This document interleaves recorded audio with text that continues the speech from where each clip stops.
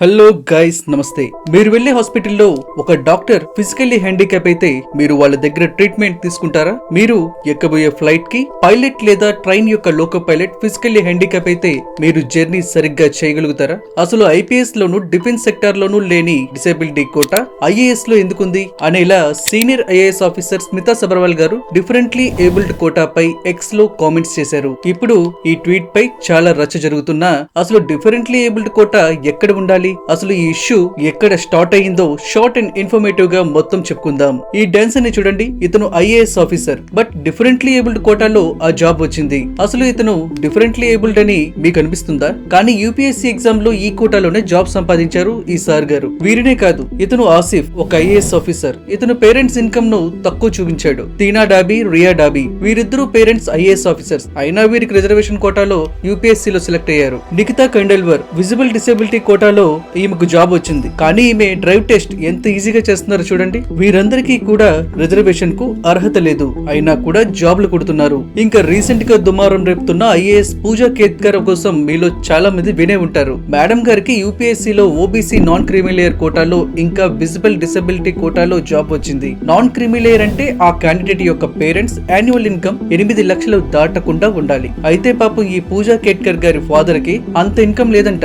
అందుకే non creamy layer certificate తీసుకొని UPSC job సంపాదించారు. అయితే పాపం వాళ్ళ నాన్నగారు ఏం చేస్తారో తెలుసా? ఇతను రిటైర్డ్ సివిల్ సర్వెంట్. వాళ్ళ తాతగారు కూడా పాపం రిటైర్డ్ సివిల్ సర్వెంటే. ఇంకా ఈ మేడం గారు పేరున కేవలం 800 గ్రాముల బంగారం మాత్రమే ఉంది. అంటే 200 గ్రాములు తక్కువ కేజీ బంగారం. తనకు కేవలం 4 కార్లే ఉన్నాయి. అందులో ఒకటి ఆడి, ఇంకొకటి BMW. తన పేరు మీద ఉన్న ఆస్తులు కేవలం 18 కోట్ల రూపాయలే. అందుకే అధికారులు ఈవిడకు ఎకనామికల్ గా వెనకబడి ఉంది అని ఓబీసీ నాన్ క్రిమిలేయర్ కోటాలో జాబ్ ఇచ్చారు. ఇంకా మేడం కు అపాయింట్మెంట్ ఆర్డర్ వచ్చిన వెంటనే జైల్లో ఉండే ఖైదీని అతను మావాడే, వదిలేయండి అని హుకుం జారీ చేసిందంట. ఆ పోలీస్ వాళ్ళు ముందు జాబ్ లో జాయిన్ అవుతల్లి, తర్వాత ఈ దందా మొదలు పెడదు గాని అని సున్నితంగా చెప్పారంట. ఇంకా అసిస్టెంట్ ట్రైనీ కలెక్టర్ గా జాయిన్ అయిన వెంటనే తన ఆడి కారు పై సైరన్ లైట్స్ కూడా పెట్టించుకుంది. ఇవన్నీ ఒక ఎత్తు అయితే 2019లో పూజా మేడం తన విజువల్లీ ఇంపేర్డ్ అని సర్టిఫికెట్ తెచ్చుకుంది. విజువల్లీ ఇంపేర్డ్ అంటే దృష్టి లోపం అని అర్థం. వీరికి సరిగ్గా కనబడదు, పార్షియల్ బ్లైండ్ అని చెప్పొచ్చు. ఇంకా 2021లో అయితే మెంటల్ ఇల్నెస్ అంటే మానసిక స్థితి సరిగ్గా లేదని ఒక సర్టిఫికెట్ సంపాదించుకుంది. ఇలాంటి సర్టిఫికెట్ సబ్మిట్ చేసి యూపీఎస్సీ అటెంప్ట్ చేసింది. అయితే ఈ సర్టిఫికెట్స్ నిజమా కాదా అని చెక్ చేయడం కోసం మేడం ని యూపీఎస్సీ వాళ్ళు పిలిస్తే 6 సార్లు నాకు ఎంఆర్ఐ స్కాన్ అంటే భయం, నాకు హాస్పిటల్ అంటే భయం, నాకు అదంటే భయం, నాకు ఇదంటే భయం అని చెప్పి తప్పించుకొని సడన్ గా ఒక హాస్పిటల్ నుంచి టెస్ట్ సర్టిఫికెట్ సంపాదించి సబ్మిట్ చేసేసిందంట. అంటే ఐఏఎస్ జాబ్ ఇచ్చే ముందు డిసేబిలిటీ చెకింగ్ ఎంత అద్భుతంగా చేస్తున్నారో చూసారా? వీరి కోసం లాస్ట్ లో మాట్లాడుకుందాం. అసలు మెయిన్ టాపిక్ మొత్తం వీరిదే. అయితే మన పూజా మేడం గారు పూణేలో పోస్టింగ్ వస్తే తన పై అధికారి రూమ్ ని తీసుకొని అతని వస్తువులు బయట పెట్టించింది. ఈ ఓవరాక్షన్ అంతా చూసాక పూణే కలెక్టర్ సుహాస్ దివాస్ ఈమె హిస్టరీ కోసం ఆర్టీఐ అంటే రైట్ టు ఇన్ఫర్మేషన్ యాక్ట్ అంటే ఏదైనా గవర్నమెంట్ కు సంబంధించిన విషయంలో పూర్తి ఇన్ఫర్మేషన్ తెలుసుకోవాలంటే ఎవరైనా అప్లై చేస్తే ఈ యాక్ట్ ద్వారా వాళ్ళకి మొత్తం ఇన్ఫర్మేషన్ ఇస్తారు. అలా యాక్ట్ వేసి మేడం హిస్టరీ మొత్తం తెప్పిస్తే అప్పుడు madam OBC quota, visually impaired quota, mental illness quota ద్వారా లూప్స్ వెతికి తనకి సివిల్స్ లో చాలా పెద్దది అయిన 821వ ర్యాంక్ వచ్చినా సరే ఐఏఎస్ జాబ్ వచ్చేలా పకడ్బందీగా ప్లాన్ చేసింది. అయితే జాబ్ వచ్చాక చేసిన ఓవర్ యాక్షన్ కు చివరికి ఆమెపై కేంద్రం ఒక విచారణ కమిటీ వేసే దాకా వెళ్ళింది. ఇంకా యూపీఎస్సీ ఆమె క్యాండిడేచర్ ను రద్దు చేస్తున్నట్టు ప్రకటించింది.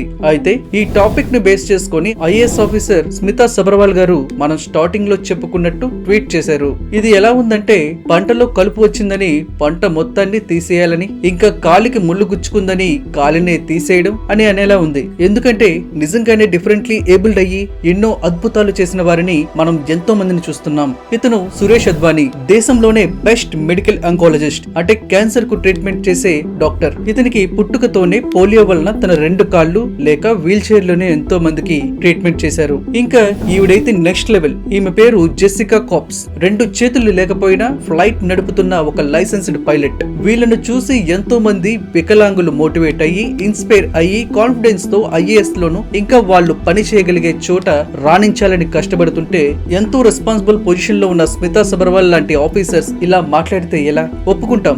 ఐపీఎస్ లోను డిఫెన్స్ లోను డిసేబిలిటీ కోటా లేదు. అయితే అవి ఫీల్డ్ లో దిగి వర్క్ చేయాల్సిన జాబ్స్. ఐఏఎస్ లో కూడా ఫీల్డ్ లోకి దిగాలి. అయితే ఐపీఎస్ ఆఫీసర్ అయితే ఫీల్డ్ లో దిగి అవసరమైతే నేరస్తులను పట్టుకోవడం కోసం కోసం శారీరక దృఢత్వాన్ని కూడా చూపించాల్సి ఉంటుంది. కానీ ఐఏఎస్ ఆఫీసర్ కు గ్రేట్ విజన్, ఒక గొప్ప సంస్కరణ తేయగలిగే మేధస్సు ఉంటే సరిపోతుంది. అసిస్టెంట్ల ద్వారా కూడా వాళ్ళ వర్క్స్ ను ఈజీగా చెక్కపెట్టగలుగుతారు. దీనికి పర్ఫెక్ట్ ఎగ్జాంపులే ఈ ఐరా సింఘాల్ గారు. 2014 యూపీఎస్సీ లో ఆల్ ఇండియా ఫస్ట్ ర్యాంక్ సాధించిన ఐరా సింఘాల్ గారు ఈ 10 ఏళ్లలో ఎన్నో టాప్ పొజిషన్స్ చూశారు. ఉమెన్స్ అండ్ చైల్డ్ వెల్ఫేర్ కి సంబంధించి ఆవిడ చేసిన కృషికి ఆవిడను ఆ ఫీల్డ్ కి బ్రాండ్ అంబాసిడర్ గా కూడా నియమించారు. ప్రెసెంట్ ఆమె అరుణాచల్ ప్రదేశ్ లో డిస్ట్రిక్ట్ మెజిస్ట్రేట్ గా పనిచేస్తున్నారు. మరి ఇలాంటి వారిని చూసి కూడా స్మితా సబర్వాల్ గారు ఇలా ఎలా మాట్లాడుతున్నారో ఆవిడకే తెలియాలి. అయితే ఆవిడ ప్రశ్నించాల్సింది యూపీఎస్సీ లో వెరిఫికేషన్ చేసే నిర్వాహకులను. అసలు వాళ్ళు ఓబీసీ కేటగిరీకి ఆమె ఎలిజిబులా కాదా అనేది సరిగ్గా వెరిఫై చేయలేదు. అసలు ఆమెకు డిసబిలిటీ ఉందా లేదా అనేది కూడా